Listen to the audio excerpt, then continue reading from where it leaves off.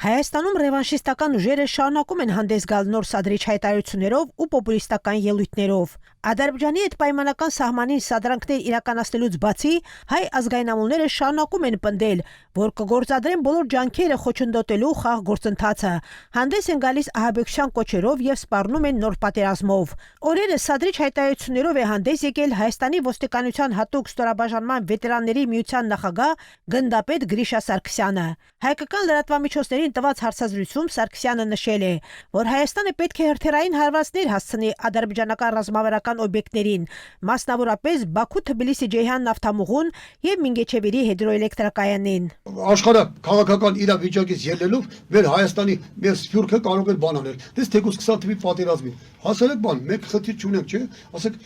ինչ էր անում։ Ինչ էր անում Հայաստանի Հանրապետությունը։ Զենքերը ուղղում էր Բաքու-Ջեյհան նավթամուղին, գազամուղին եւ Մենգեչավուրի գեսին։ Ռակետները նավոդկա տալիս էր ուղղում էր, Արբանյակից մի անգամից իրանք ֆիքսում էին, տենում էին։ 3 րոպեով վազելով անում էին ամեն ինչ։ Անում էին ամեն ինչ, ինչի չարեց, կոզերը իրա ձեռներ։ Ինչն էր պահե։ Այսքան զոհերի հազարավոր տղաների երիտասարդ մի սերունդ, երկու սերունդ տղաների ոչնչացումներ մեզի ձեր տալիս, թե Հայաստանը բերելցակի օջախին, այս հզոր երկիրը այսօր ճիշտ ժամանակն է, որ ռազմավարական, ստրատեգիական հակահարված տալ Ադրբեջանին, այսինքն բոլոր տեսակի ռակետները ուղղել Բաքու-Ջեյհան նավթամուղին, գազամուղին եւ Մենգեչավուրի գեսին, եւ այսօր միանգամից մի հատ պատասխան տալիս ենք Ադրբեջանին ու վերջնականապես Ադրբեջանի հարցը լուծում ենք ու Ադրբեջանը մնում է իր տեղում ու ծնգաճոք խնդրը աղերսում է մեզ։ Վստահ եք ասում, պարոն Սարգսյան, հետևանքները։ Ուրեմն ուժն է ծնում իրավունքը, ուրեմն եթե մահանալը կա, խրխրալս որն է, ինչի մասին է խոսքը։ Ուրեմն նսեմացած ապրենք, կզած վիճակում, կարգավիճակում ապրենք, թույլ, անկարող, ես իմ ամեն ինչից զուրկ, ամենավերջի այն ստրուկի կարգավիճակով ապրեք լավ է, քանստի ապրեք մարդավայել, մի տարի, 2 տարի ապրեք, քանստի ինչ-որ ապրեք ես իմ ինչի պես, հասկանում եք, ուրեմն տես ես կներեք 1000 ներողություն կոպիտարի օրինակ եմ բերում, ավելի լավ է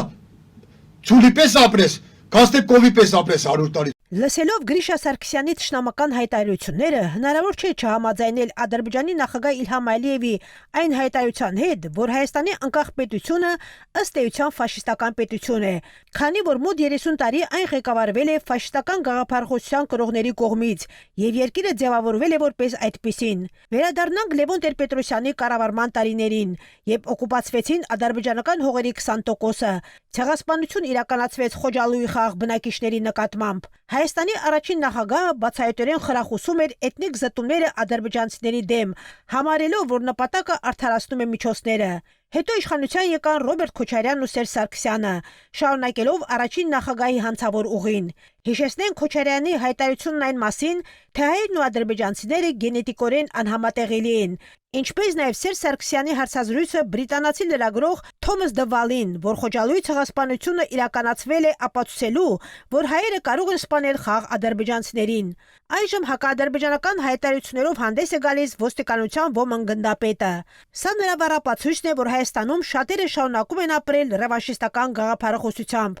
Ադրբեջանական ժողովրդի հանդեպ ատելությամբ ու թշնամանքով լցված նման հայտարարություններ անելուց առաջ Բեգլարյանները, Գալստյանները, Սարգսյանները եւ մյուս հայ ազգայնամոլները պետք է հասկանան, թե ինչ հետևանքների կբերի, եթե հանկարծ համարձակվեն պայթեցնել ադրբեջանական նավթատարը կամ Մինգեչևիրի հեկը։ Սա կլինի Հայաստանի վերջը։